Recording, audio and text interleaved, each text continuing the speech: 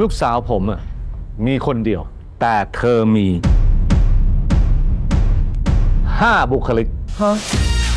ရိုက်ငါမျိုးရှိနေတဲ့ထူးခြားတဲ့သူဆိုင်ရုံ ในความไม่เข้ากันเลยของแต่ละคนกลัวมันอาจจะมีจุดร่วมเดียวกันก็ได้ အချင်းနဲ့ပတ်သက်ရင်မတူညီတဲ့ဇရိုက်ငါမျိုးတောင်တူညီတဲ့အချစ်ဖြစ်ပေါင်းစည်းသွားနိုင်ကြကိုဆိုင်ရုံဖေကသိရှိသွားတဲ့အခါ และทำให้ทั้ง 5 บุคลิกเนี่ยรักคุณให้ได้นะ